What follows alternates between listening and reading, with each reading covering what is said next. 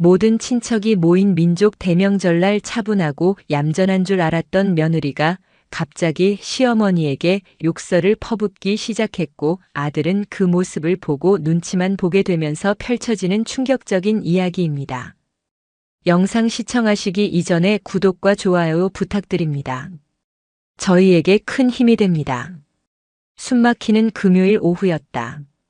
대한민국 모든 도로가 거대한 주차장으로 변해버리는 민족대이동의 날. 하지만 최수진에게는 단순한 교통체증이 아니었다. 그것은 마치 거대한 지옥의 아가리로 빨려 들어가는 길고 긴 과정처럼 느껴졌다. 그녀의 의지와는 상관없이 남편 강상우가 운전하는 검은색 세단은 해운대에 번쩍이는 마천루를 등지고 낡고 비릿한 바다 냄새가 배어있는 영도를 향해 꾸역꾸역 나아가고 있었다. 와, 그래도 이 시간이면 선방했다, 그치? 작년 추석 때보단 1시간은 번 것 같은데. 백미러로 아이 카시트에서 잠든 아들 민준을 확인한 상우가 기분 좋게 말했다. 그 목소리에는 명절을 맞아 부모님 댁으로 향하는 아들의 설렘이 가득했다. 수지는 대답 대신 마른 입술을 지시겼다. 선방? 1시간? 일찍 도착하면 1시간만큼 더 지옥을 견뎌야 한다는 뜻이라는 걸 이 남자는 평생 모를 것이다. 수진의 세상에서 시댁은 시간을 벌거나 잃는 개념의 장소가 아니었다. 그곳은 오직 버티거나 혹은 무너지거나 둘 중 하나의 선택만이 존재하는 전쟁터였다. 차창 밖으로 스치는 풍경이 부산대교를 넘어서자 급격히 달라졌다. 세련된 상가와 널찍한 보행로 대신 회색 시멘트 건물이 다닥다닥 붙어 그림자를 길게 들이운 골목들이 나타났다. 전봇대마다 거미줄처럼 얽힌 전선들은 금방이라도 수진의 목을 옥죄일 듯 위태로워 보였다. 이곳이 바로 영도 시어머니 박옥자의 왕국이었다. 우리 엄마 너 온다고 어제부터 얼마나 들떴는지 몰라. 아침부터 전화에서는 며느리 좋아하는 갈치 사놨다고 졸여서 먹여야 한다고 자랑을 하시더라. 갈치. 수지는 속으로 헛웃음을 쳤다.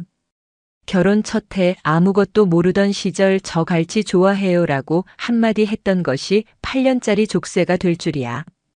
옥자는 늘 수진이 좋아하는 것을 빌미로 생색을 냈고 그 생색의 끝에는 반드시 대가가 따랐다. 내가 너 좋아하는 갈치를 이만큼이나 사다 놨으니 너는 내일 제사상에 올릴 20가지 전을 토시 하나 달지 말고 붙여내라. 말 없는 거래, 보이지 않는 계약. 수지는 그 계약서에 단 한 번도 서명한 적이 없었지만 언제나 성실한 채무자여야만 했다. 어머니가 그러시겠지. 이 비싼 걸 사왔는데 내 입은 왜 대빨 나와 있냐고. 수진이 무심코 속마음을 내뱉었다. 상우의 얼굴에서 웃음기가 싹 가셨다. 또 시작이라는 표정이었다. 수진아, 가기 전부터 왜 그래? 좋게 생각하면 안 돼? 엄마가 정말 순수하게 널 생각해서 그러시는 걸 수도 있잖아. 순수. 수지는 그 단어가 든 칼로 상우의 심장을 찔러보고 싶다는 끔찍한 상상을 했다. 박옥자의 세상에 순수함 따위는 존재하지 않았다. 모든 행동에는 의도가 있었고 모든 말에는 계산이 깔려 있었다. 순수라는 단어야말로 이 세상에서 가장 폭력적인 기만이었다. 순수한 마음으로 내가 한 음식은 개나 갖다 줘도 안 먹겠다고 하시고 순수한 마음으로 아들 하나 낳은 거 말고는 잘하는 게 뭐냐고 하시는구나. 아, 그건 엄마가 표현이 좀 거칠어서 그런 거라니까. 속마음은 안 그렇다는 거 너도 알잖아. 몰라. 나는 그 사람이 무슨 생각을 하는지 하나도 모르겠어. 그냥 들리는 대로 보이는 대로 믿을 뿐이야. 내 눈앞에서 내 부모님을 욕하고 내 인격을 짓밟는 시어머니. 그리고 그걸 알면서도 표현이 거칠어서라며 방관하는 남편. 딱 그게 내가 아는 전부야. 차 안의 공기가 얼음장처럼 차가워졌다. 상우는 더 이상 아무 말도 하지 않고 굳은 얼굴로 운전만 했다.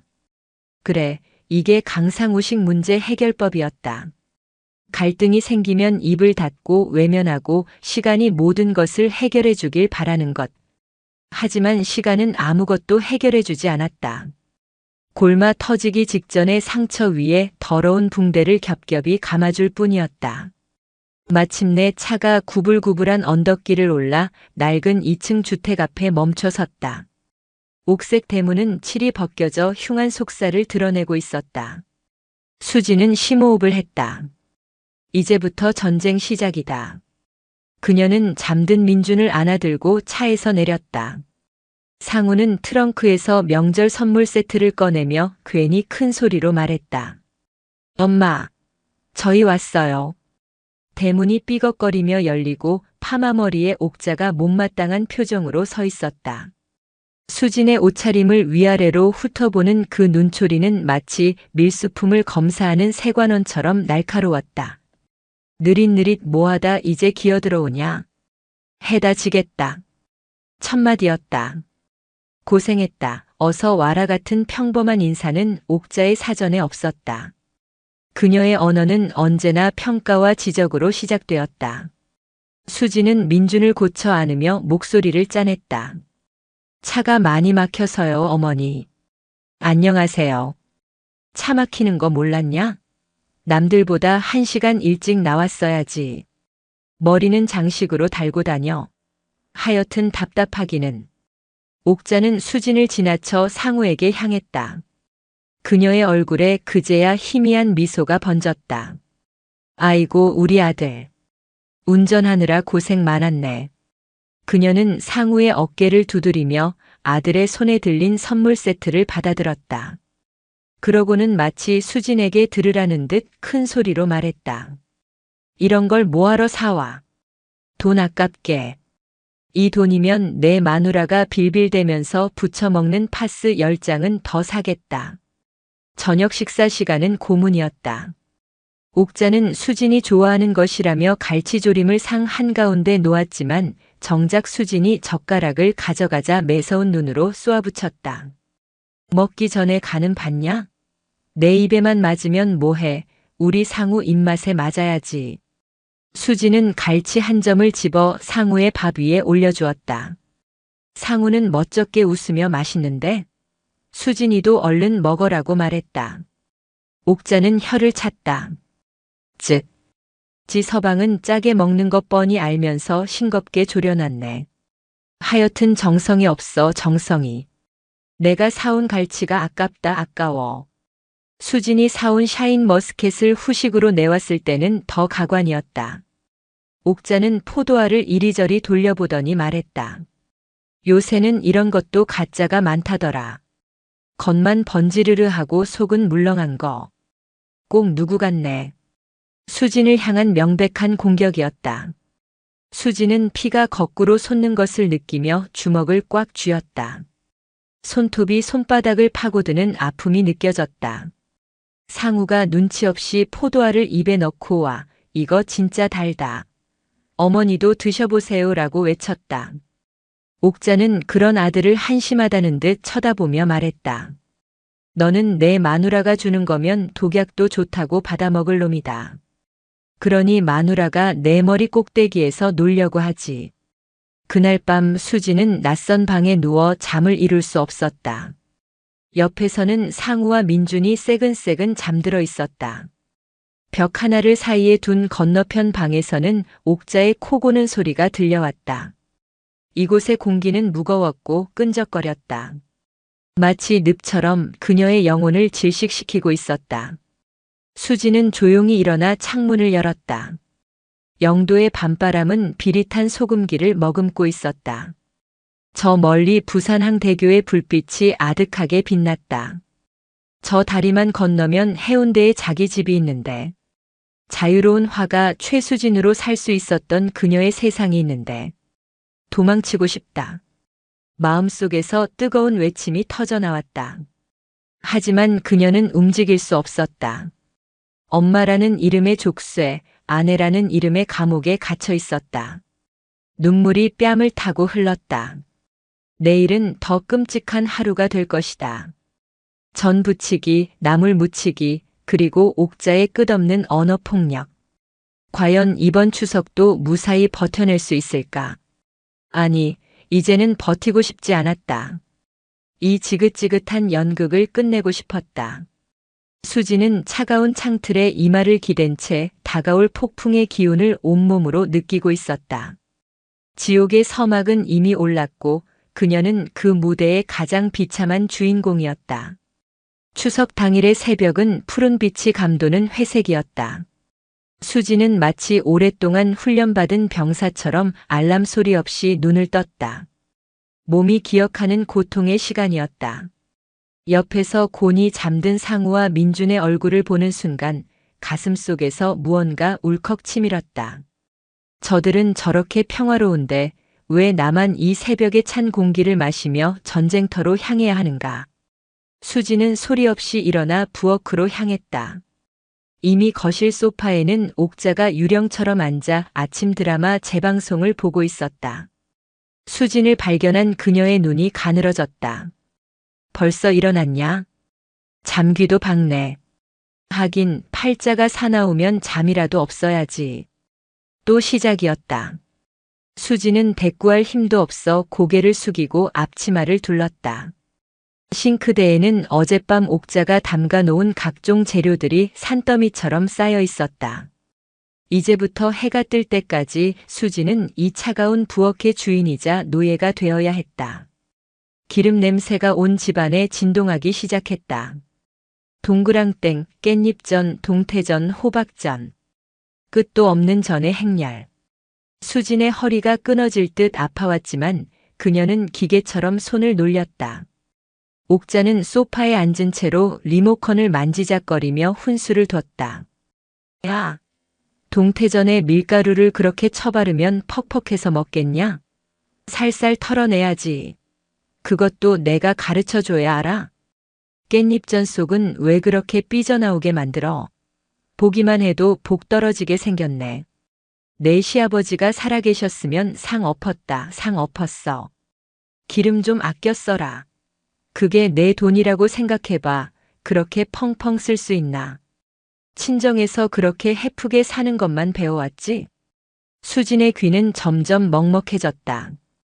옥자의 목소리는 더 이상 의미 있는 단어로 들리지 않았다. 그저 날카로운 소음, 그녀의 영혼을 갉아먹는 기계음일 뿐이었다. 허리를 펴고 잠시 숨을 고르자 등 뒤에서 옥자의 목소리가 창처럼 날아와 박혔다. 어디서 어른 앞에서 허리를 꼿꼿이 세워?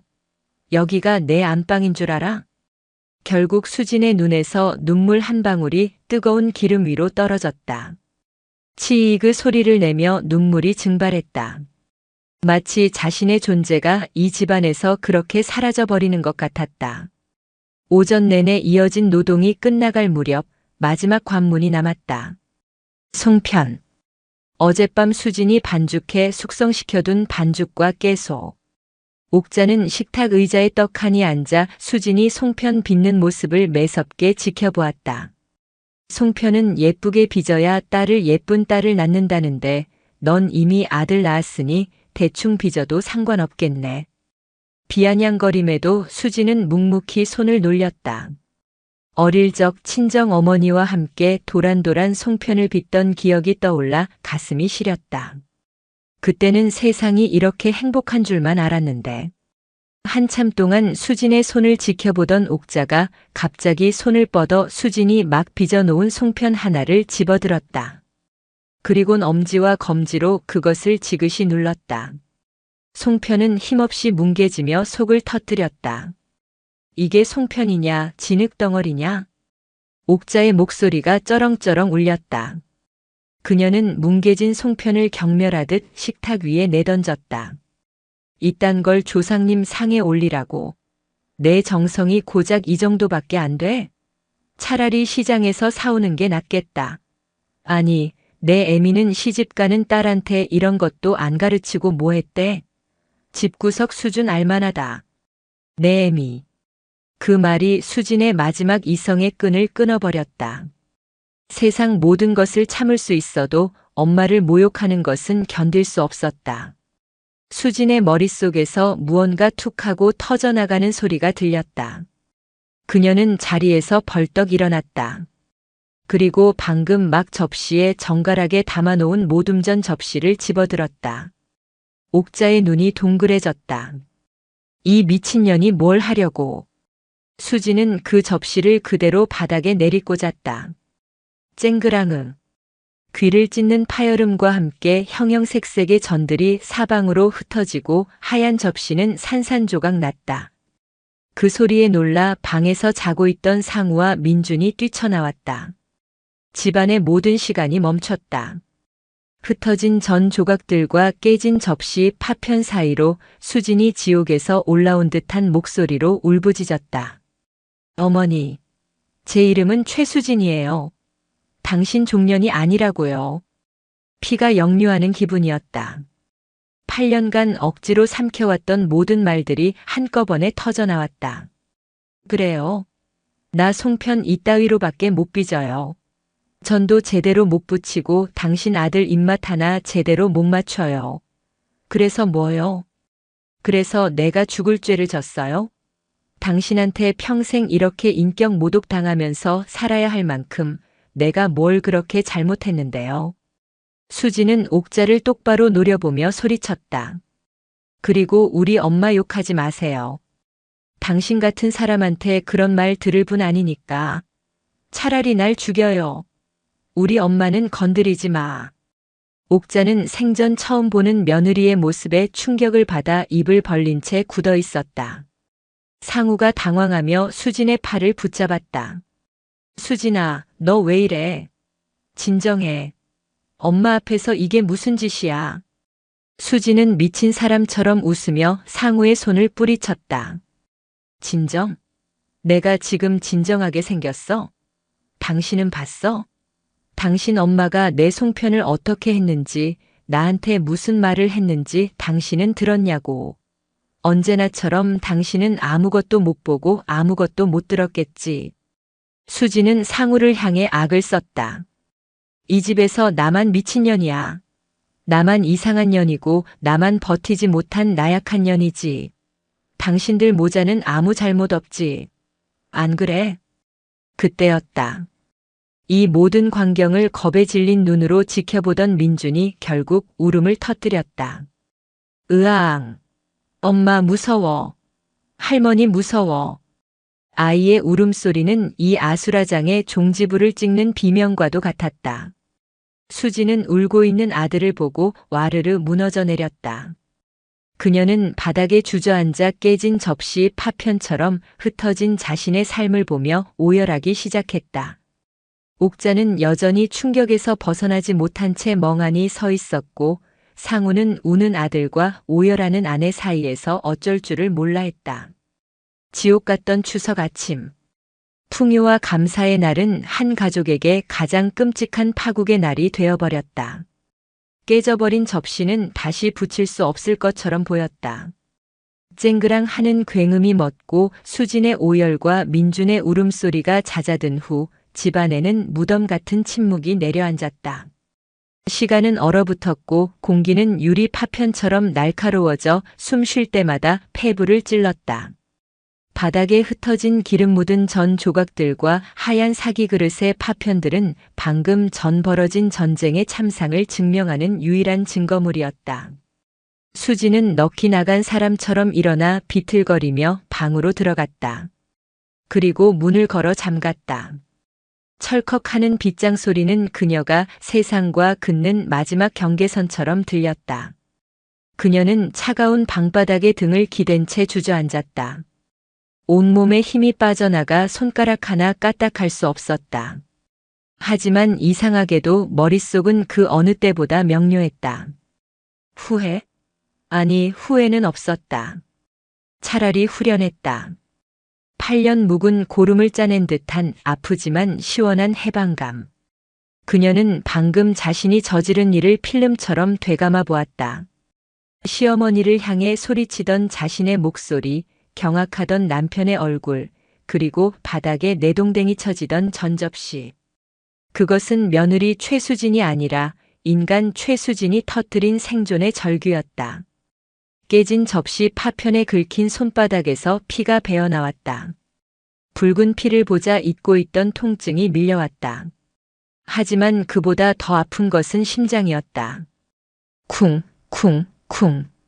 심장이 제멋대로 날뛰었다. 이제 어떻게 되는 거지? 정말 이혼인가? 민준이는 어떡하지? 두려움이 파도처럼 밀려왔다. 하지만 그 두려움의 파도 밑바닥에는 이제 다 끝내도 괜찮아라고 속삭이는 기묘한 평온함이 자리 잡고 있었다. 수지는 텅 빈 눈으로 천장의 무늬를 바라보았다. 그곳에서 과거의 자신들이 아른거렸다.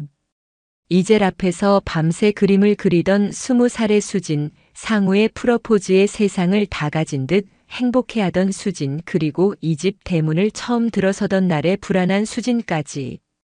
그 모든 수진이 지금의 그녀를 가만히 내려다보고 있는 것 같았다. 한편 안방으로 들어간 옥자는 화장대 의자에 맥없이 쓰러져 앉았다. 그녀의 손은 분노 때문인지 충격 때문인지 사시나무처럼 떨리고 있었다.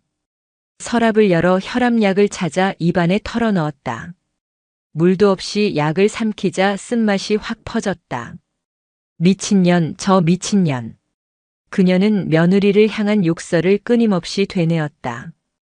감히 이 집안의 어른인 자신에게 대들다니. 그것도 모자라 조상님께 올릴 제사 음식을 내동댕이 쳐? 옥자의 세상에서는 상상조차 할 수 없는 일이었다. 그녀의 머릿속은 배신감과 모멸감으로 들끓었다. 아들 하나만 보고 참고 살았던 세월이었다. 술 주정뱅이 남편의 폭력도, 자갈치 시장에서 생선을 팔며 자신을 무시하던 시어머니의 등살도 다 견뎌냈다. 오직 이 집의 주인이 되고 아들 내외를 거느리는 어른이 될 날만을 꿈꾸며 버텼다. 그런데 저가짜는 며느리년이 자신의 평생을 바쳐 쌓아 올린 왕국을 하루아침에 무너뜨리려 하고 있었다.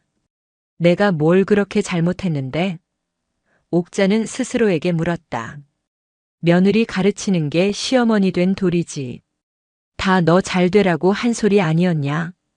요즘 것들은 쓴소리 한마디를 못 견디고 저렇게 발광을 하니. 그녀는 자신의 모든 행동을 정당화하려 애썼다. 하지만 기억의 한편에서 오래전 잊고 지냈던 목소리가 들려오는 것 같았다. 이년아, 국이 짜다. 내 서방 잡아먹을 년. 수십 년 전 자신의 시어머니가 식판을 엎으며 소리치던 목소리였다. 그 순간 옥자는 자신도 모르게 몸서리를 쳤다. 아니야, 나는 달라. 나는 그때 그 시어머니와는 달라. 그녀는 필사적으로 고개를 저으며 끔찍한 과거의 편린들을 떨쳐내려 했다. 거실에서는 상우가 속수무책으로 서성였다. 그의 발밑에는 아직 치우지 못한 전쟁의 잔해가 널려 있었다.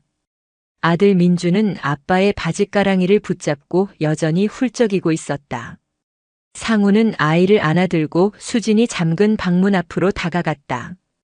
수진아, 문 좀 열어봐. 우리 얘기 좀 하자. 대답이 없었다. 수진아, 제발. 엄마도 충격 많이 받으셨어. 내가 먼저 사과하고. 말을 뱉는 순간 상우는 스스로가 얼마나 한심한지 깨달았다. 사과? 지금 이 상황에서 아내에게 사과를 하라고. 그는 무엇을, 누구에게 사과하라는 것인가? 그는 방문의 이 말을 기댔다. 어릴 적 아버지가 술에 취해 어머니를 때리던 밤이 떠올랐다. 방문을 걸어 잠그고 이불 속에서 울고 있던 어머니. 그리고 그 방문 앞에서 아무것도 하지 못하고 서성거리기만 했던 어린 자신. 그때 그는 다짐했었다. 내가 크면 절대로 아빠처럼 살지 않을 거야. 엄마를 지켜줄 거야. 하지만 지금 그는 무엇을 하고 있는가? 아버지가 어머니에게 그랬듯 그는 어머니가 아내에게 가하는 폭력을 방관했다. 아니, 어쩌면 동조했는지도 모른다. 엄마도 외로운 사람이니까 표현이 거칠 뿐 악의는 없으니까 따위의 말들로 아내의 고통을 외면하고 자신의 비겁함을 포장해왔다. 그는 아버지를 증오했지만 결국 아버지의 가장 혐오스러운 모습을 그대로 닮아가고 있었다. 상우의 입에서 의미 없는 신음이 터져나왔다. 그는 우는 아들을 품에 안은 채 거실 바닥에 주저앉았다. 한 사람은 방문을 걸어 잠그고 세상과의 단절을 선언했고, 다른 한 사람은 과거의 망령에 사로잡혀 자신을 부정하고 있으며, 마지막 한 사람은 자신의 무능함과 마주하며 절망하고 있었다. 얼어붙은 시간, 세 사람은 보이지 않는 각자의 참호에 갇혔다. 문 하나, 벽 하나를 사이에 두고 서로의 숨소리조차 들리지 않는 완벽한 고립. 추석 아침에 햇살이 거실 창으로 길게 들어와 깨진 접시 파편들을 비추고 있었다. 그 빛은 부서진 조각들을 더욱 날카롭고 처참하게 보이게 할 뿐이었다. 이 깊고 어두운 참호에서 과연 그들은 빠져나올 수 있을까? 아니, 빠져나오려는 의지라도 남아있기는 한 걸까? 엉망으로 끝난 차례. 아니, 차례라고 부를 수도 없는 의식이었다. 조상에게 올리는 정성스러운 제사가 아니라 살아있는 자들의 증오와 원망을 확인하는 끔찍한 의식. 수진의 폭발 이후 상우가 억지로 몇 가지 음식을 주워 담아 상을 차렸지만 그 위엔 어떤 경건함도 깃들지 않았다. 옥자는 안방에서 나오지 않았고 수진은 제 방에서, 상우는 거실에서 망부석처럼 앉아 있었다. 그저 아들 민준만이 눈치를 보며 아빠와 엄마의 방문 앞을 오갈 뿐이었다. 정오가 지나자 친척들이 하나둘 도착했다. 하지만 현관문을 열고 들어서는 순간 그들은 집안을 감싼 살얼음 같은 공기를 즉시 감지했다. 바닥에 남은 희미한 기름 자국, 치웠음에도 여전히 느껴지는 팽팽한 긴장감, 그리고 무엇보다 핏기 하나 없이 굳어있는 상우와 수진의 얼굴. 눈치 빠른 작은 어머니는 아이고, 우리가 너무 일찍 왔나 보내라며 서둘러 봉투만 건네고 돌아섰고, 다른 친척들도 약속이나 한 듯 짧은 인사만 나누고 꽁무니를 뺐다. 그들에게 이 집은 전염병이 창궐한 곳이나 마찬가지였다.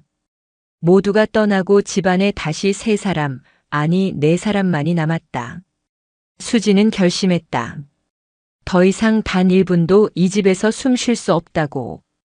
이것은 감정적인 분노나 일시적인 반항이 아니었다. 생존을 위한 탈출이었다. 그녀는 방문을 열고 나왔다. 거실 소파에 앉아있던 상우가 그녀의 등장에 화들짝 놀라며 일어섰다. 수진아, 괜찮아? 어디 아픈 데는 없고. 수지는 그를 무시했다. 그녀의 눈에 상우는 더 이상 남편이 아니었다. 그저 시어머니의 아들, 자신의 고통을 외면한 방관자일 뿐이었다. 그녀는 민준이 놀고 있는 장난감 더미로 다가가 아이의 옷가지를 챙기기 시작했다. 뭐 하는 거야 지금? 상우가 불안한 목소리로 물었다. 수진의 손길은 단호하고 거침없었다. 보면 몰라? 가려고. 이 지옥에서 나가야겠어. 어딜 가? 지금 이 상황에서. 친척들 다녀간 지 얼마나 됐다고. 그럼 언제 가? 당신 어머니가 주는 사약을 웃으면서 받아 마시고 당신이 차려주는 장례식에 얌전히 누워있을 때까지 기다려. 수진의 목소리는 얼음처럼 차가웠다. 그녀는 민준의 옷 몇 가지를 챙겨 담을 가방을 찾았다. 하지만 마땅한 것이 보이지 않았다.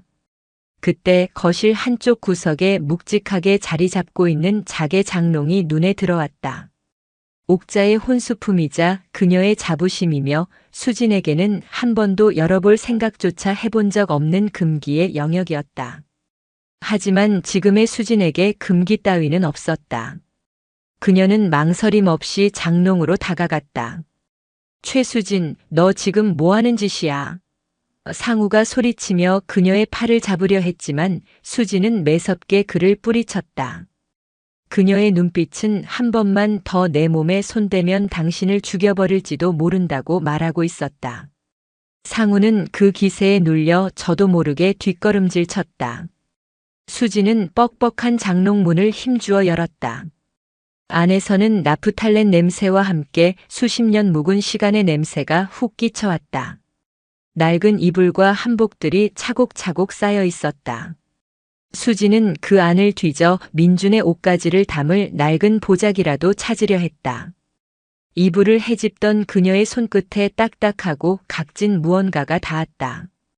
호기심에 그것을 꺼내자 먼지를 뒤집어 쓴 낡은 비단 보자기 뭉치가 모습을 드러냈다. 보랏빛 비단 위에는 빛바랜 항문의 자수가 놓여 있었다. 수지는 마른 침을 삼키며 보자기를 풀었다. 그 안에는 손때 묻은 낡은 노트 한 권이 들어 있었다. 표지는 두꺼운 하드커버로 되어 있었지만 모서리는 달아해져 있었다. 수지는 조심스럽게 노트의 첫 장을 넘겼다. 누렇게 변색된 종이 위에 지금의 옥자의 글씨와는 사뭇 다른 앳되지만 힘있는 필체의 글씨가 빼곡하게 적혀 있었다. 그것은 옥자의 젊은 시절 일기장이었다.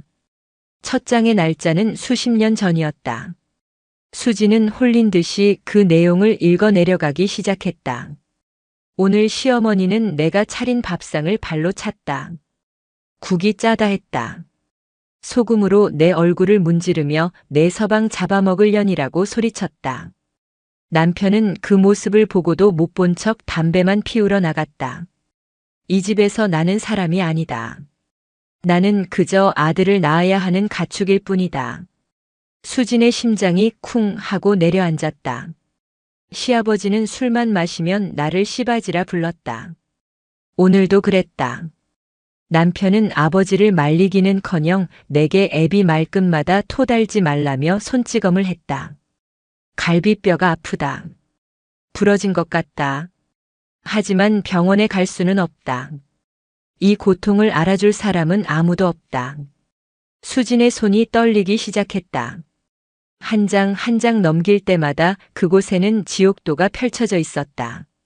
상상조차 할 수 없는 폭언과 폭력에 기록돼. 수진 자신이 겪었던 고통은 차라리 애교로 느껴질 정도의 참상이었다. 그녀는 숨이 막혀왔다. 죽고 싶다. 이 모든 것을 끝내고 싶다. 하지만 뱃속에서 무언가 움직였다. 나의 아기. 의원이 아들이라 했다. 이 아이만 보고 참자. 이 아이를 위해서라도 살아내자. 이 아이만큼은 나처럼 살게 하지 말자. 일기장 곳곳에는 눈물 자국으로 잉크가 번져 있었다. 그 자국 위로 수진의 눈물이 겹쳐 떨어졌다.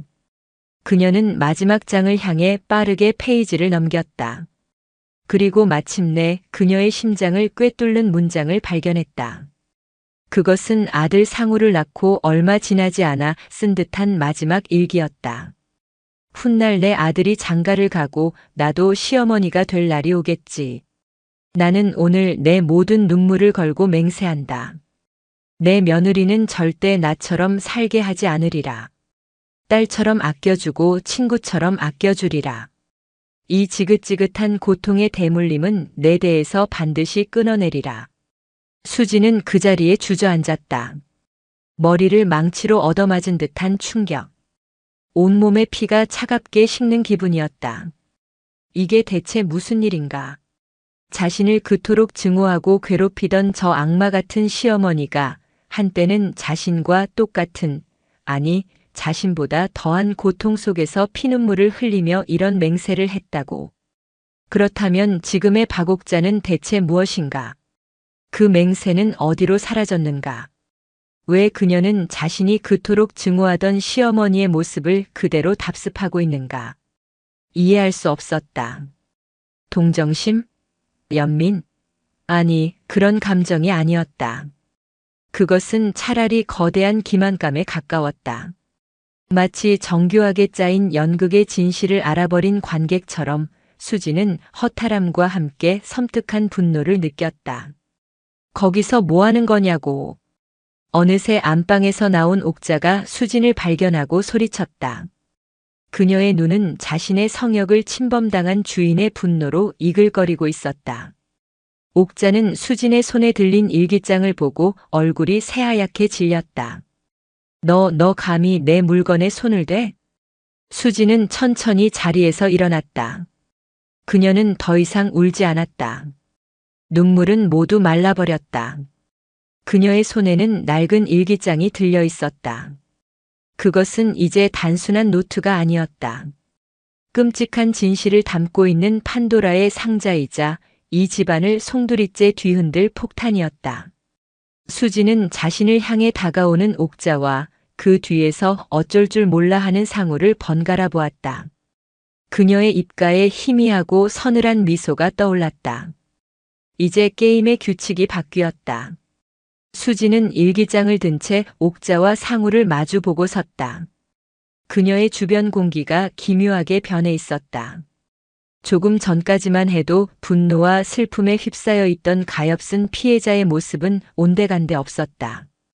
대신 그 자리에는 차갑고 예리한 칼날 같은 분위기를 풍기는 정체를 알 수 없는 여인이 서 있었다.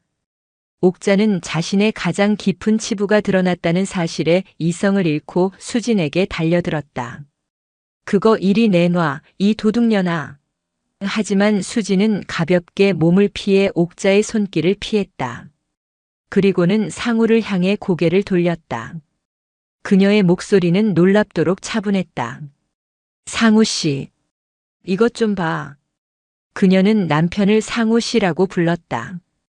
그 호칭의 변화가 의미하는 바를 상우는 본능적으로 알아차렸다. 그것은 관계의 종말을 고하는 서곡이었다. 수지는 상우에게 일기장을 내밀었다. 상우는 망설이며 아내와 어머니의 얼굴을 번갈아 보았다. 받아. 당신 어머니가 어떤 삶을 살았는지, 그리고 나한테 어떤 약속을 했었는지 똑똑히 보라고. 상우는 마지못해 일기장을 받아들었다. 그리고 그 내용을 읽어 내려가기 시작했다. 그의 얼굴이 하얗게 질렸다가 붉게 달아오르기를 반복했다. 어머니가 겪었던 끔찍한 고통에 대한 충격, 아버지에 대한 묵혀둔 분노, 그리고 마지막 장의 맹세를 읽었을 때의 복잡한 감정. 그는 고개를 들어 수진을 바라보았다. 그의 눈빛은 흔들리고 있었다. 수진은 그 눈빛에서 한 가닥 희망을 찾으려 했다. 어쩌면 이 남자가 이제라도 모든 것을 이해하고 자신의 편에 서줄지도 모른다는 신락 같은 기대. 이것 좀 봐. 어머니도 나랑 똑같았어. 아니, 나보다 훨씬 더 힘들었어. 그런데 왜 나한테는 이렇게까지 하셨을까? 당신은 알겠어? 수진의 떨리는 목소리가 거실을 울렸다. 그것은 질문이자 마지막 호소였다. 하지만 상우의 입에서 나온 대답은 수진의 마지막 기대를 산산조각 내버렸다. 옛날 이야기잖아. 상우는 깊은 한숨과 함께 중얼거렸다. 그의 목소리에는 아내에 대한 연민이 아니라 이 복잡한 상황을 빨리 벗어나고픈 피로감이 섞여 있었다. 그때랑 지금이랑 같아? 우리 엄마 저렇게 고생하며 평생을 사셨어. 그러니 얼마나 한이 맺혔겠어. 당신이 조금만 더 이해해드리면 안 되는 거였어? 이해. 그 단어가 독침처럼 수진의 심장에 박혔다. 이해하라니. 누가 누구를 이해하라는 것인가? 이해? 수진은 실성한 사람처럼 웃었다. 그래, 이해해야지. 당신 어머니는 힘들게 사셨으니까 그 고통을 며느리인 나한테 고스란히 복수해도 이해해야 하는구나. 당신 어머니는 과거에 맞고 사셨으니까 지금 나한테 언어 폭력을 퍼부어도 되는 면죄부라도 받은 거구나. 그게 당신이 내린 결론이야? 말 좀 곱게 할 수 없어. 당신이야말로 엄마를 자극한 거잖아. 아침부터 사사건건 말대꾸하고 결국엔 제 사상까지 엎었잖아. 엄마가 저 일기장을 어떻게 생각하시겠어? 당신이 자기 상처를 후벼 파는 무기로 쓴다고 생각하실 거 아냐? 상우의 목소리가 점점 커졌다. 그는 어느새 아내를 꾸짖는 아들의 자리로 돌아가 있었다. 그는 이 모든 상황의 원인을 수진의 탓으로 돌림으로써 자신의 죄책감을 덜어내려 하고 있었다. 수진은 상우의 얼굴을 가만히 들여다보았다. 한때 사랑했던 남자의 얼굴. 하지만 지금 그 얼굴 위에는 비겁함과 자기기만, 그리고 책임 회피라는 글자가 선명하게 새겨져 있었다. 그녀는 깨달았다. 이 남자는 영원히 변하지 않을 것이다. 그는 자신과 시어머니를 연결해줄 다리가 아니었다. 그저 그 사이를 가로막고 있는 아득하고 험준한 절벽일 뿐이었다. 자신을 끝없이 밀어 떨어뜨리는. 그래. 당신 말이 다 맞아. 수진이 갑자기 모든 것을 포기한 듯 말했다. 상우가 의아한 표정으로 그녀를 바라보았다.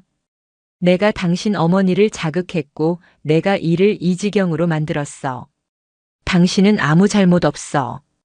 당신 어머니도 아무 잘못 없어. 이 집안에서 잘못한 건 주제도 모르고 당신과 결혼해서 화가라는 꿈 따위나 꾸고 시어머니한테 대들기나 한 난 최수진 하나뿐이야. 됐어? 그녀의 목소리는 건조했지만 그 안에는 세상을 다 무너뜨릴 듯한 절망이 담겨 있었다. 그녀는 상우의 손에서 일기장을 빼앗아 옥자에게 돌려주었다. 옥자는 아무 말 없이 자신의 일기장을 품에 안았다. 이제 더 이상 당신한테 아무것도 기대하지 않아. 수지는 상우를 향해 몸을 돌렸다.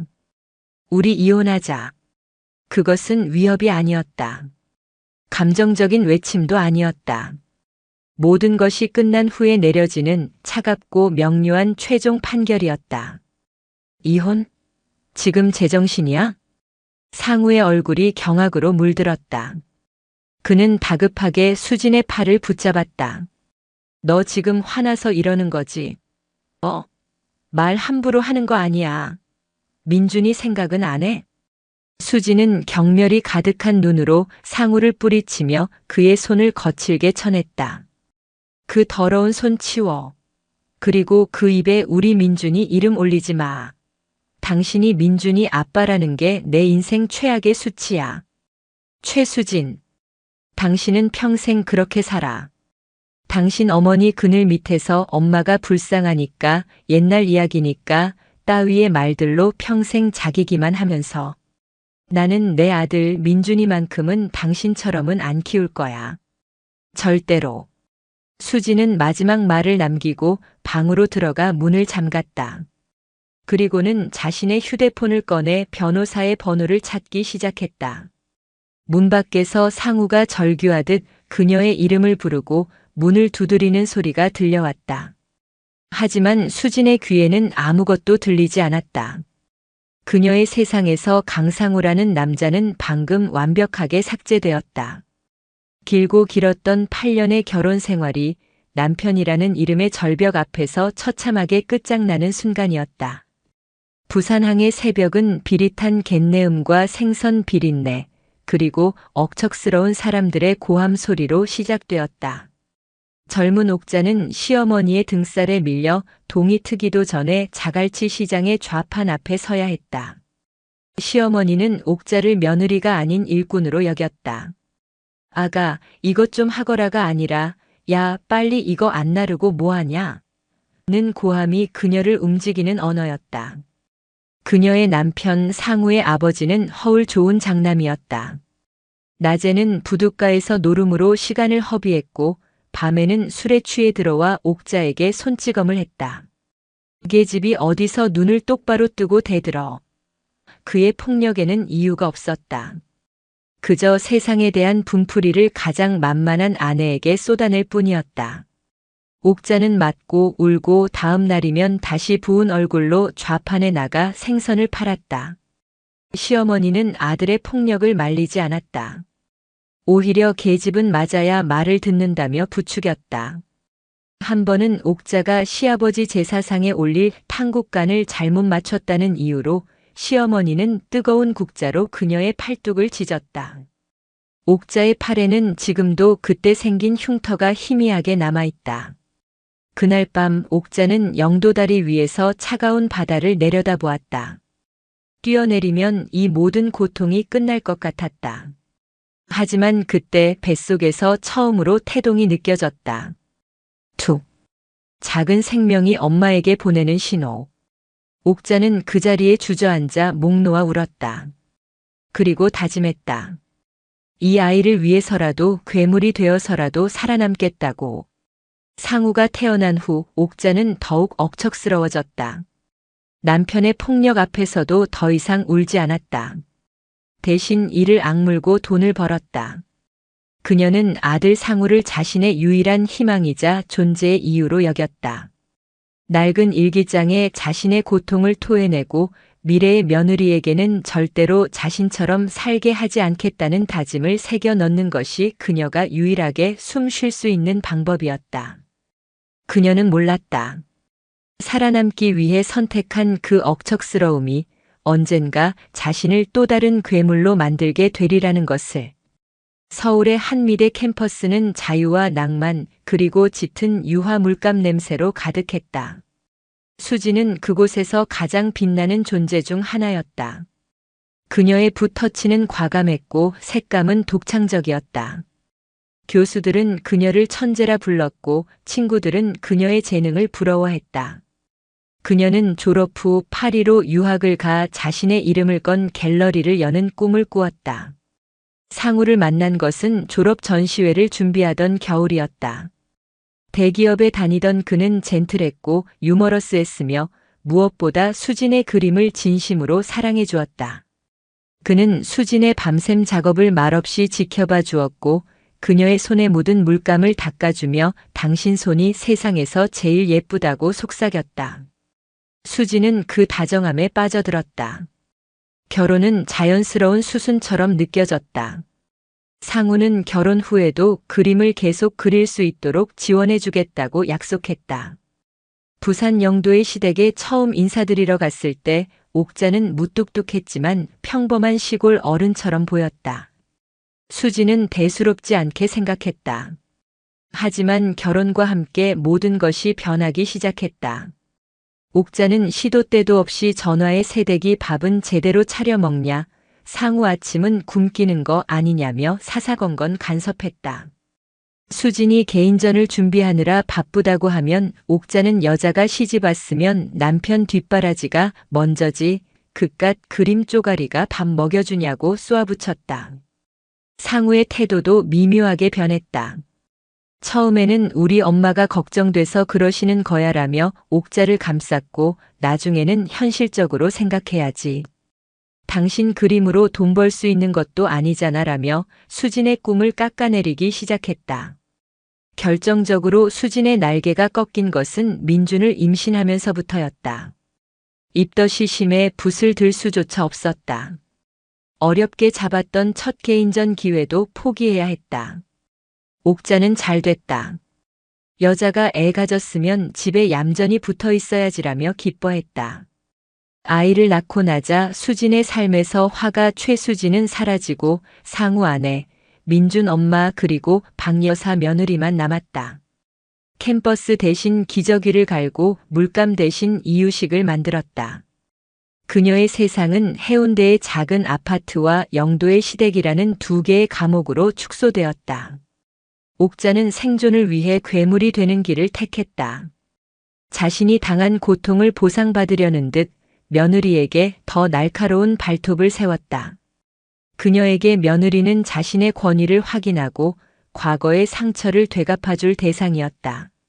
그녀는 일기장에 썼던 자신의 맹세를 까맣게 잊어버렸다. 아니, 어쩌면 잊은 것이 아니라 스스로 부정했는지도 모른다. 그 맹세를 지키는 것은 자신의 고통스러웠던 삶을 부정하는 것과 같다고 느꼈기 때문이다. 수지는 처음에는 순응했다. 꿈을 포기하고 좋은 아내, 좋은 며느리가 되려 애썼다. 하지만 그녀의 영혼 깊은 곳에서는 화가 최수진이 끊임없이 저항하고 있었다. 옥자의 폭언은 그녀의 존재 자체를 부정하는 행위였고 상우의 방관은 그녀를 세상에 홀로 남겨두는 배신이었다. 추석날 아침 그녀가 내동댕이 친 것은 단순한 전접시가 아니었다. 그것은 8년간 그녀를 올가매던 며느리라는 이름의 껍데기였다. 두 여자는 다른 시대를 살았지만 며느리라는 굴레 안에서 같은 고통을 겪었다. 한 사람은 고통에 순응하여 또 다른 가해자가 되었고 다른 한 사람은 그 고리를 끊어내기 위해 모든 것을 내던지는 파국을 선택했다. 거실에 홀로 남겨진 옥자는 낡은 일기장을 품에 안고 있었고 굳게 닫힌 방문 뒤에 수지는 휴대폰을 쥔 채 새로운 전쟁을 준비하고 있었다. 두 여자의 시간이 비극적으로 교차하는 순간 이 집안의 운명은 누구도 예측할 수 없는 방향으로 흘러가고 있었다. 시간이 멈춘 집. 추석 당일의 해가 서쪽으로 기울며 길고 음울한 그림자를 거실에 들이우고 있었다. 시계는 분명히 똑딱거리며 제 할 일을 하고 있었지만 이 집안의 시간은 수진이 이혼을 선언한 그 순간에 얼어붙어 박제된 듯 했다. 수진은 방 안에 갇힌 채, 아니 스스로를 가둔 채 변호사와 통화를 마쳤다. 수화기 너머의 냉정한 목소리는 이혼 절차와 양육권 문제에 대해 사무적으로 설명했다. 그 목소리를 듣는 동안 수진은 기묘한 평온함을 느꼈다. 그녀의 삶이 송두리째 무너지고 있었지만 동시에 새로운 토대를 다지고 있는 기분이었다. 더 이상 며느리나 아내라는 불안정한 집안이 아닌 최수진이라는 단단한 안반 위에. 문 밖의 세상은 고요했다. 상우가 문을 두드리고 애원하던 소리도 옥자의 분노에 찬 기척도 모두 잦아든 후였다. 그 침묵이 더 무서웠다. 폭풍이 지나간 후의 폐허처럼 모든 것이 끝나버린 것만 같은 정적. 민준이는 어느새 지쳐 잠들었는지 아이의 작은 숨소리조차 들리지 않았다. 얼마나 시간이 흘렀을까. 저녁이 되었다. 하지만 누구도 저녁을 준비하지 않았고 누구도 배고픔을 입에 올리지 않았다.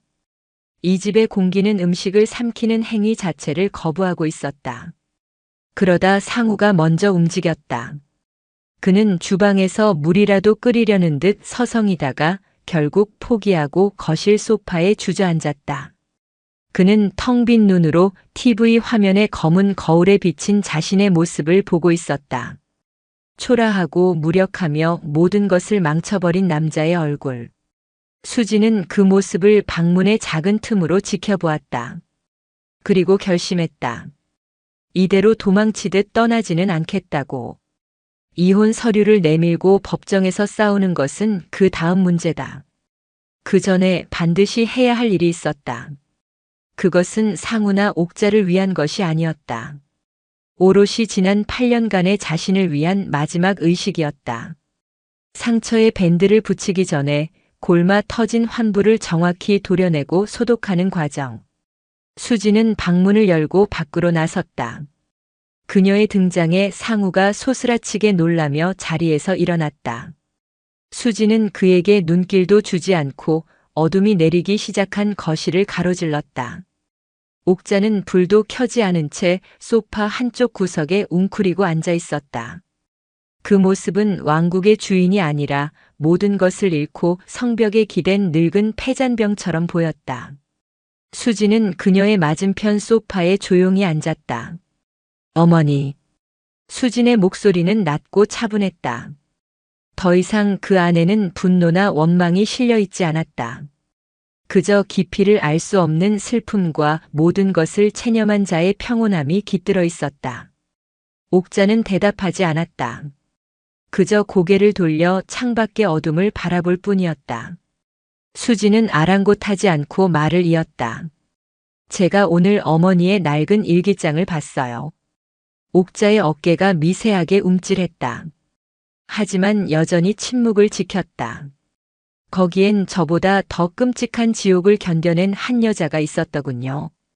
남편에게 맞고 시어머니에게 구박받고 죽고 싶다는 말을 몇 번이나 썼는지 셀 수도 없을 만큼. 수진의 목소리는 떨리지 않았다. 그녀는 마치 오래된 소설을 읽어내려가듯 담담하게 말을 이었다. 그 여자는 아들을 낳고 그 아들을 보며 살아야겠다고 다짐했어요. 그리고 또 하나의 맹세를 했죠. 수지는 잠시 숨을 골랐다. 그녀의 시선이 옥자의 옆모습에 고정되었다. 훗날 내 며느리는 절대 나처럼 살게 하지 않으리라. 딸처럼 친구처럼 아껴주리라. 기억나세요, 어머니? 그 순간 옥자가 획 고개를 돌렸다. 그녀의 눈이 뱀처럼 번뜩였다. 내가 뭔데? 목소리는 갈라져 있었지만 증오는 선명했다. 내가 뭔데 내 과거를 들먹여. 어디서 감히 남의 물건을 훔쳐보고 아는 체를 해. 이 도둑년 같은 게. 도둑질한 건 맞아요. 하지만 그 안에 담긴 진실까지 제 것이 아니라고는 할 수 없겠네요. 왜냐하면 그건 제 이야기이기도 하니까요. 수지는 옥자의 분노를 정면으로 마주했다. 더 이상 두렵지 않았다. 궁금했어요. 정말 미치도록 궁금했어요. 왜 그러셨어요, 어머니? 그렇게 피눈물을 흘리며 맹세까지 하셨으면서 왜 저한테는 똑같은 지옥을 선물하셨어요? 이것은 비난이 아니었다. 순수한 질문이었다. 수십 년의 세월을 뛰어넘어 과거의 피해자였던 옥자에게 현재의 피해자인 수진이 던지는 근원적인 물음. 옥자의 얼굴 근육이 경련을 일으켰다. 그녀는 대답 대신 독설을 퍼부었다. 내가 뭘 알아? 요즘 것들은 배가 불러서 그래. 나 때처럼 굶어봐야 뼈 빠지게 고생을 해봐야 정신을 차리지. 내가 겪은 고생의 반이 반도 안 한 년이 어디서 아는 척이야. 네, 전 어머니처럼 굶어보지도 맞아보지도 않았어요. 그래서 어머니의 고통을 다 안다고 말할 수는 없겠죠. 하지만 저도 제 나름의 지옥을 겪었어요. 제 꿈이 꺾이고 제 이름이 지워지고 제 존재가 부정당하는 고통이요. 어머니가 제 그림을 보며 그깟 그림 쪼가리라고 하셨을 때 저는 제 영혼이 갈기갈기 찢기는 기분이었어요. 그 고통은 굶주림이나 매질보다 덜한 건가요? 수지는 처음으로 옥자에게 자신의 상처를 직접적으로 드러냈다. 그동안은 그저 옥자의 공격을 막아내거나 피하기에 급급했다. 하지만 이제 그녀는 자신의 상처를 무기처럼 꺼내 보이고 있었다. 상우가 둘 사이를 막아서려 했다. 수진아, 그만해. 엄마 힘들어하셔. 수지는 싸늘하게 웃으며 상우를 쳐다봤다. 힘들어야죠. 저도 힘들었으니까. 아니, 지금도 힘들어요. 당신 어머니가 평생 힘들었던 것처럼 저도 아마 평생 힘들 거예요. 당신들 모자가 내 가슴에 새겨놓은 이 상처는 영원히 아물지 않을 테니까. 그러고는 다시 옥자를 향해 몸을 돌렸다. 그녀의 목소리는 이제 애원에 가까웠다. 제발 대답해 주세요, 어머니. 왜 당신의 고통을 제게 복수하신 거예요? 제가 어머니보다 행복해 보이는 게 그렇게 싫으셨어요? 당신처럼 불행해져야만 직성이 풀리셨어요? 아니면 저를 보면서 과거에 자신을 괴롭히던 시어머니를 떠올리며 그때 하지 못했던 반항을 지금 저한테 하고 계셨던 건가요? 대체 뭐예요? 이유라도 알아야 저도 덜 억울할 것 같아서 그래요. 수진의 외침에 옥자의 철옹성 같던 방어막에 마침내 균열이 가기 시작했다. 그녀의 눈동자가 세차게 흔들렸다. 그 안에는 분노와 증오가 아닌 깊은 혼란과 당혹감, 그리고 수십 년간 억눌러왔던 슬픔이 소용돌이치고 있었다. 그녀는 무언가 말을 하려는 듯 입술을 달싹였지만 아무런 소리도 나오지 않았다. 대신 그녀의 마른 눈가에서 눈물 한 방울이 주름진 뺨을 타고 힘없이 흘러내렸다. 그것은 거대한 댐이 무너지기 직전에 새어나오는 작은 물줄기와도 같았다. 수지는 그 눈물을 보았다. 그리고 알았다. 자신의 진실이 마침내 닿았다는 것을. 한 방울의 눈물. 그것은 시작에 불과했다. 옥자의 뺨을 타고 흐른 그것은 수십 년간 굳어있던 감정의 빙벽을 녹이는 첫 신호탄이었다. 곧이어 그녀의 어깨가 가늘게 떨리기 시작했고 굳게 담은 입술 사이로 억눌린 흐느낌이 새어나왔다. 흡흡. 수지는 숨을 죽인 채 그 모습을 지켜보았다. 상우는 어쩔 줄 몰라 하며 엄마 하고 불렀지만 그 목소리는 옥자에게 닿지 않았다. 옥자는 수진의 마지막 질문에 대한 대답 대신 자신의 내면 깊숙한 곳에 갇혀있던 또 다른 자신과 마주하고 있었다. 마침내 댐이 터졌다. 으흐흑 흐어엉. 옥자의 입에서 터져나온 것은 울음이 아니었다. 그것은 짐승의 울부짖음에 가까운 통곡이었다. 한평생을 버티게 해주었던 억척스러움과 도끼라는 갑옷이 산산조각 나고 그 안에 있던 연약하고 상처 입은 속살이 그대로 드러나는 순간 그녀는 어린아이처럼 몸을 웅크린 채 소파 위에서 오열했다. 자갈치 시장 좌판에서 손이 얼어가며 생선을 팔던 젊은 날의 서러움, 술에 취한 남편의 발길질 아래서 신음하던 밤의 공포, 자신을 사람 취급하지 않던 시어머니에 대한 묵은 증오, 그리고 그 모든 것을 아들 하나만 보고 견뎌왔던 기나긴 세월의 한이 한꺼번에 터져나왔다. 수진과 상우는 그 거대한 슬픔의 폭풍 앞에서 압도당했다. 특히 상우에게는 충격 그 자체였다. 그는 평생 어머니의 강인한 모습만을 보고 자랐다. 눈물 따위는 모르는 사람, 세상 무서울 것 없는 여장부. 그것이 아들이 아는 어머니 박옥자의 전부였다. 그런데 지금 자신의 앞에서 어머니는 평생 본 적 없는 모습으로 무너져 내리고 있었다. 한참을 울부짖던 옥자가 헐떡이며 말을 쏟아내기 시작했다. 그것은 두서없고 엉망이었지만 그 어떤 논리적인 말보다 더 진실했다. 내가 나쁜 년이다. 내가 죽일 년이야. 그녀는 자신의 가슴을 주먹으로 쿵쿵 내리치며 말했다. 그래, 내 말이 맞다. 내가 행복해 보이는 게 싫었다. 그림 쪼가리 붙들고 웃는 내 모습도 보기 싫었고 내 친정 부모랑 살갑게 통화하는 목소리도 듣기 싫었어. 내가 평생 갖지 못했던 걸 너는 너무나 쉽게 가진 것 같아서 배알이 뒤틀리고 샘이 나서 견딜 수가 없었다. 그것이 진심이었다. 옥자는 자신이 그토록 경멸하던 감정, 시기와 질투를 마침내 인정했다. 나도 너처럼 살고 싶었어. 사랑받는 아내, 귀한 며느리 하지만 내 팔자엔 그런 게 없었지. 그래서 다짐했다. 내 며느리만큼은 나처럼 살게 하지 않겠다고. 그런데 막상 널 보니 그 약속은커녕 내가 당했던 것보다 더 모질게 널 괴롭히고 있는 나를 발견했어. 내가 나처럼 살지 않길 바라면서도 동시에 내가 나처럼 불행해지길 바라는 내가 너무 무서워서, 너무 끔찍해서 그래서 더 너를 몰아세웠다. 내가 얼마나 나쁜 년인지 너도 똑똑히 보라고. 차라리 내가 나를 미워하고 떠나버리는 게 낫다고 생각했다. 이것은 괴물의 끔찍한 자기 고백이자 한 인간의 처절한 참회였다. 옥자는 자신의 상처가 자신을 어떻게 뒤틀린 괴물로 만들었는지를 자기 혐오 섞인 언어로 모두 토해냈다. 그 모든 광경을 멍하니 지켜보던 상우의 눈에서 마침내 눈물이 주르륵 흘렀다. 이제야 모든 조각이 맞춰졌다. 어머니의 지독한 사랑과 증오, 아내의 깊은 절망, 그리고 그 사이에서 자신이 저질러온 끔찍한 잘못들. 그는 자신이 두 사람 모두에게 얼마나 잔인했는지를 뼈저리게 깨달았다.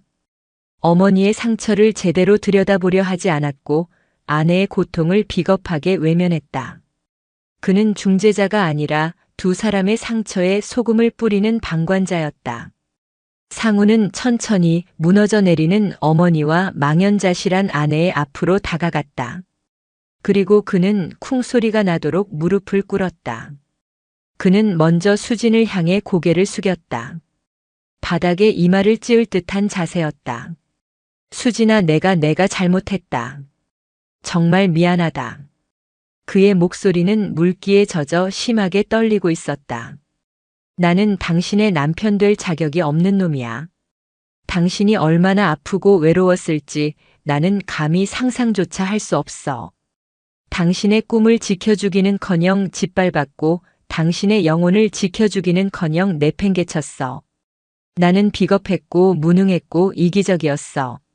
제발 용서해달라는 말도 할 자격이 없는 놈이지만 정말 미안하다, 수진아. 상우는 흐느끼며 말했다. 이것은 상황을 모면하기 위한 거짓 사과가 아니었다. 뼛속까지 자신의 잘못을 깨달은 자의 진심 어린 참회였다. 그러고 나서 그는 통곡하는 어머니, 옥자를 향해 몸을 돌렸다. 그는 어머니의 거친 손을 잡았다. 엄마, 죄송해요. 제가 불효자식입니다. 옥자가 눈물 어린 눈으로 아들을 바라보았다. 제가 엄마의 아픔을 제대로 헤아리지 못했어요. 아빠한테 맞고 울던 엄마를 지켜주지 못했고 그 상처가 평생 엄마를 괴롭히는 동안에도 저는 아무것도 몰랐어요. 엄마가 왜 그렇게 힘들어했는지, 왜 그렇게 날카로울 수밖에 없었는지 이제야 알겠습니다. 죄송해요, 엄마. 제가 더 좋은 아들이었다면 엄마가 그렇게까지 힘들어지진 않으셨을 텐데 죄송해요. 상우의 참회는 두 여자 사이를 가로막고 있던 마지막 벽을 허물었다. 그는 어느 한쪽의 편을 들지 않았다. 대신 두 사람 모두의 고통을 인정하고 그 모든 비극의 중심에 자신의 과오가 있었음을 고백했다. 거실에는 세 사람의 울음소리가 뒤섞여 한참 동안 이어졌다. 증오와 원망, 시기와 질투, 회피와 방관으로 얼룩졌던 이 집안의 모든 감정들이 눈물이 되어 씻겨 내려가는 듯 했다. 울음이 잦아들었을 때 거실에는 새로운 종류의 침묵이 찾아왔다. 그것은 더 이상 어색하거나 고통스러운 침묵이 아니었다. 모든 것을 쏟아낸 후의 탈진과 상처를 마주한 자들의 고요한 비애가 섞인 평화에 가까운 침묵이었다. 이 기나긴 밤이 마침내 끝나가고 있었다. 울음이 멎은 거실의 공기는 축축하고 무거웠다. 세 사람은 마치 거대한 폭풍우가 휩쓸고 간 해변에 남겨진 생존자들처럼 말없이 각자의 자리를 지키고 있었다. 옥자는 퉁퉁 부은 눈으로 허공을 보고 있었고 상우는 여전히 무릎을 꿇은 채 고개를 숙이고 있었다. 수지는 텅 빈 눈으로 바닥의 한 점을 응시했다. 감정의 경랑이 휩쓸고 간 자리에는 거대한 공허함만이 남아 있었다. 그 침묵을 깬 것은 상우였다. 그는 비틀거리며 일어나 주방으로 향했다. 그리고 잠시 후 김이 모락모락 나는 찻잔 3개를 쟁반에 받쳐들고 나타났다. 그는 옥자와 수진의 앞에 각각 찻잔을 내려놓았다. 따뜻한 보리차였다. 그 단순하고 소박한 행위가 이 집안에서 수년 만에 처음으로 느껴보는 배려처럼 다가왔다. 수지는 말없이 찻잔을 두 손으로 감쌌다. 따뜻한 온기가 차갑게 식어버린 손끝으로 전해졌다. 옥자도 천천히 찻잔을 들어 한 모금 마셨다. 목이 잠겨있던 그녀가 마침내 쉰 목소리로 입을 열었다. 그녀는 수진을 똑바로 쳐다보지 못하고 자신의 무릎 끝을 보며 말했다. 그 그림 다시 그려라. 그것은 명령도 허락도 아니었다. 조심스럽고 미안함이 가득 담긴 제안이었다. 내가 쓰던 화실 아직 그대로 있냐? 먼지만 쌓이고 있겠네. 당장 치우고 다시 시작해. 내 인생 그렇게 썩히지 마라. 수지는 놀라 고개를 들어 옥자를 보았다. 옥자는 여전히 그녀와 눈을 맞추지 못했다. 하지만 그 말은 진심이었다. 그녀가 처음으로 며느리가 아닌 최수진의 삶을 인정하는 순간이었다. 수진은 아무 대답도 하지 못했다. 그저 뜨거운 찻잔을 쥔 손에 힘을 줄 뿐이었다. 옥자는 어렵게 말을 이었다. 그리고 내일 당장 내 친정 가봐라. 안사돈 놀라셨을 거다. 가서 내가 미안하다고 꼭 좀 전해주고. 친정. 옥자의 입에서 그 단어가 나온 것 자체가 기적과도 같았다. 결혼 후 8년간 수진에게 친정은 명절에 금지된 단어였다. 옥자의 그 말은 단순한 허락이 아니었다. 그것은 자신의 오랜 아집과 독선을 스스로 거두어들이는 항복 선언과도 같았다. 상우가 조심스럽게 입을 열었다. 그는 수진의 눈치를 살피며 말했다.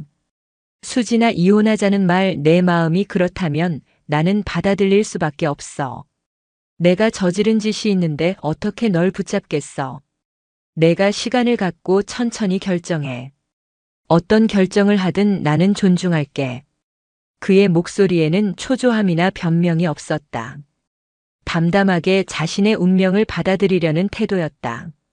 하지만 그래도 염치 없지만 부탁 하나만 할게. 나한테도 기회를 줬으면 좋겠어. 다시 시작할 기회 아니, 처음부터 제대로 시작할 기회. 당신의 남편으로, 민준이의 아빠로 바닥부터 다시 시작할 기회를. 수지는 상우를 바라보았다. 그의 눈은 진심이었다. 하지만 그녀의 마음은 쉽게 열리지 않았다. 깨져버린 신뢰는 하룻밤에 눈물과 사과로 붙을 수 있는 것이 아니었다. 생각할 시간이 필요해요. 수진이 마침내 입을 열었다. 지금 당장 뭐라고 대답할 수 없어요. 이혼을 할지 아니면 당신에게 기회를 줄지 아무것도 모르겠어요. 하지만 한 가지는 확실해요. 예전처럼은 살 수 없어요. 절대로. 그것이 수진의 대답이었다. 거절도 승낙도 아닌 대답. 하지만 그 안에는 그녀의 단호한 의지가 담겨 있었다. 상우는 고개를 끄덕였다. 알아. 그래도 고마워. 그렇게 말해줘서. 밤이 깊었다. 세 사람은 아무도 저녁을 먹지 않았다는 사실을 뒤늦게 깨달았다. 상우가 주방에서 라면 3개를 끓여왔다. 화려하고 부담스럽기만 했던 차례상 음식과는 비교도 할 수 없는 초라한 식사. 하지만 세 사람은 말없이 작은 겸상에 둘러앉아 함께 라면을 먹었다. 후루룩 면발을 넘기는 소리만이 어색한 정적을 채웠다. 그것은 지난 8년간 이 집에서 함께 했던 그 어떤 식사보다도 더 솔직하고 평등한 식사였다. 식사를 마치고 수지는 조용히 자신의 방으로 돌아왔다. 그녀는 침대에 누워 천장을 바라보았다. 여전히 마음은 복잡했고 미래는 불투명했다. 하지만 지독했던 절망의 냄새는 조금 옅어져 있었다. 깨진 접시를 다시 붙일 수 있을까? 아마 완벽하게 붙일 수는 없을 것이다. 금이 간 흔적은 영원히 남을 것이다. 하지만 어쩌면 그 균열의 흔적을 서로 인정하고 보듬어 안으며 살아갈 수는 있을지도 모른다는 미약한 희망. 수지는 생각했다. 내일 아침 가장 먼저 민준이를 데리고 친정에 갈 것이다. 그리고 그 다음엔 먼지 쌓인 화실의 문을 열 것이다. 이혼을 하든 하지 않든 그녀의 삶은 이제 달라져야만 했다. 화가 최수진의 삶을 되찾는 것. 그것이 깨진 접시를 붙이는 시간의 첫 시작이 될 터였다. 추석 다음 날 아침 영도의 하늘은 거짓말처럼 맑았다. 밤새 묵은 감정의 폭풍우를 씻어내기라도 한 듯 투명한 햇살이 낡은 주택의 창문을 넘어와 거실을 비추었다. 공기는 더 이상 날카롭거나 무겁지 않았다. 어색하긴 했지만 그 속에는 어젯밤의 격렬한 통증을 함께 겪어낸 사람들 사이에 기묘한 유대감 같은 것이 희미하게 떠다녔다. 수지는 평소보다 늦게 잠에서 깼다. 지난 8년간 단 한 번도 겪어보지 못한 명절 아침의 늦잠이었다. 눈을 뜨자 상우가 이미 일어나 옷을 챙겨 입고 있었다. 그는 수진의 기척을 느끼고는 조용히 돌아보며 물었다. 잘 잤어? 그 평범한 아침 인사가 낯설었다. 수지는 잠시 머뭇거리다 작게 고개를 끄덕였다. 방 안에는 작은 여행 가방 2개가 나란히 놓여 있었다. 하나는 수진과 민준의 것, 다른 하나는 상우의 것이었다. 상우가 밤새 짐을 싼 모양이었다. 함께 떠나겠다는 무언의 의지 표현. 수지는 아무 말도 하지 않았다. 세 사람이 아침 식사를 위해 식탁에 앉았을 때 옥자는 이미 밥과 간단한 묵국을 차려놓았다. 어제의 라면보다는 발전했지만 여전히 소박한 밥상이었다. 옥자는 어제처럼 수진의 눈을 마주치지 못했다. 그저 민준의 밥그릇에 생선살을 발라주며 혼잣말처럼 중얼거렸다. 애들은 아침을 든든히 먹어야 하루 종일 잘 논다. 그녀가 수진에게 직접 말을 거는 대신 손자를 통해 온기를 전하려는 서툰 방식이었다. 식사는 조용히 끝났다. 설거지는 상우가 했다. 그가 고무장갑을 끼고 싱크대 앞에 서 있는 모습은 이 집에서는 혁명과도 같은 풍경이었다. 옥자는 그 모습을 잠시 쳐다보더니 못마땅한 듯 혀를 차면서도 끝내 아무 말도 하지 않고 고개를 돌렸다. 그것은 변화의 시작을 알리는 작은 묵인이었다. 떠날 시간이 되었다. 수진이 민준의 손을 잡고 상우가 가방을 들고 현관으로 나섰다. 옥자도 말없이 그 뒤를 따라 나와 옥색 대문 앞에 섰다. 작별 인사를 어떻게 해야 할지 세 사람 모두 망설이고 있었다. 수진이 먼저 그럼 저희 가보겠습니다라고 어렵게 입을 열었다. 그때 옥자가 주머니에서 꼬깃꼬깃한 봉투 하나를 꺼내 수진의 손에 쥐어주었다. 수진이 놀라 쳐다보자 옥자는 여전히 퉁명스러운 말투로 말했다. 내 부모님 용돈 드려라. 빈손으로 가지 말고. 봉투 안에는 빳빳한 지폐 몇 장이 들어있었다. 돈의 액수가 중요한 게 아니었다. 옥자가 처음으로 수진의 부모를 인정하고 며느리의 친정 가는 길을 축복해준 상징적인 행위였다. 수진은 봉투를 쥔 손에 힘을 주며 고개를 숙였다. 감사합니다, 어머니.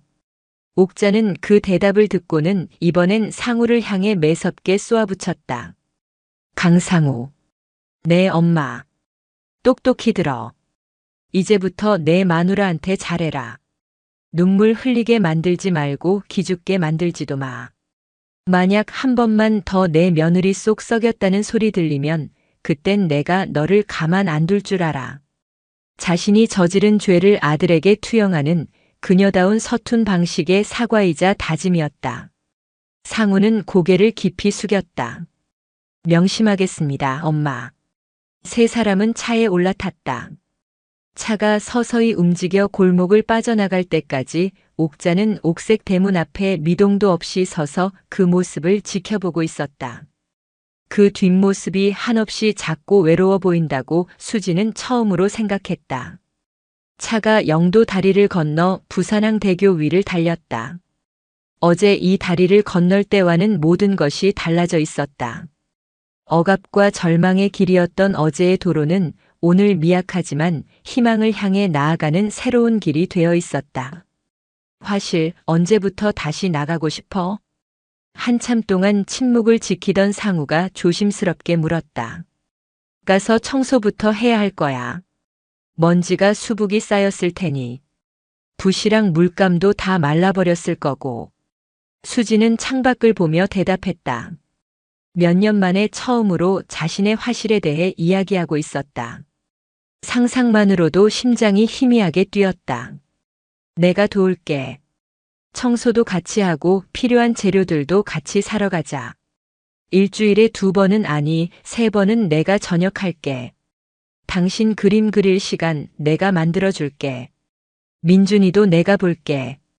그러니까 당신은 이제 그림만 생각해. 수지는 상우를 돌아보았다. 그는 운전대를 잡은 채 앞만 보고 있었지만 그 옆모습은 그 어느 때보다 진지하고 단단해 보였다. 차가 광안대교로 접어들었다. 눈앞에 드넓은 바다가 펼쳐졌다. 수진의 친정이 있는 창원으로 가려면 남해 고속도로 쪽으로 빠져야 했다. 하지만 상우는 방향을 틀지 않고 직진했다. 어디 가요? 길 잘못 들었는데. 아니, 우리 바다부터 보러 갈까? 상우가 제안했다. 광안리. 우리 연애할 때 자주 갔잖아. 거기 가서 커피라도 한잔하고 가자. 부모님께는 내가 전화해서 조금 늦는다고 말씀드릴게. 광안리. 두 사람의 가장 행복했던 시절의 추억이 담긴 곳. 그곳에서 다시 시작하고 싶다는 상우의 서툴지만 진심 어린 제안이었다. 수지는 잠시 망설였다. 하지만 이내 작게 고개를 끄덕였다. 과거를 마주할 용기가 필요했다. 좋았던 기억이든 나빴던 기억이든. 광안리 해변은 추석 연휴의 끝자락을 즐기려는 사람들로 북적였다. 하지만 이상하게 소란스럽게 느껴지지 않았다. 부드러운 가을 햇살 아래 반짝이는 윤슬, 그리고 갈매기 소리.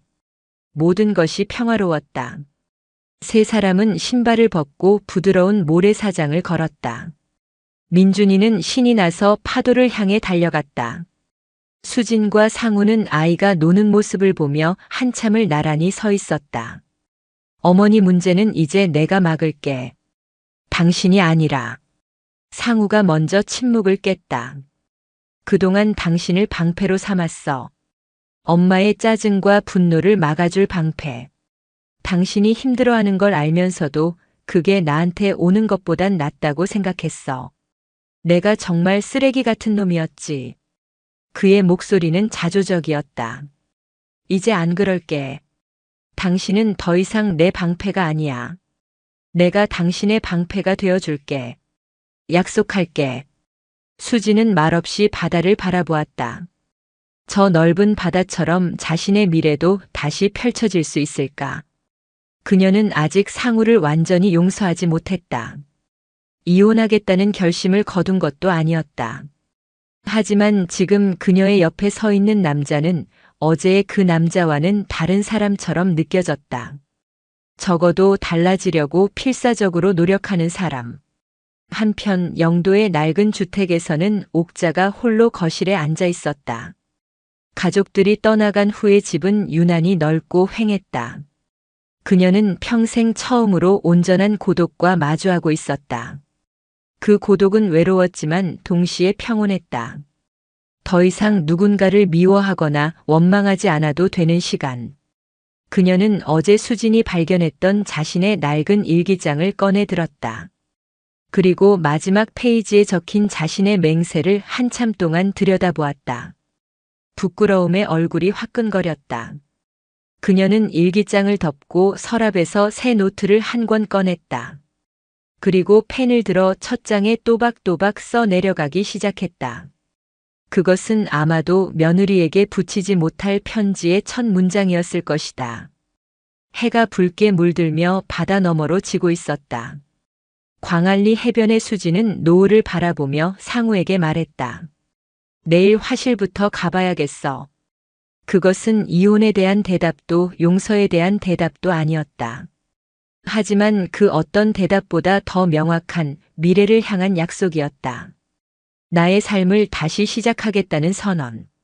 상우는 그 의미를 깨달았다. 그는 눈시울이 뜨거워지는 것을 느끼며 안도와 기쁨이 뒤섞인 미소를 지었다. 그래. 그러자.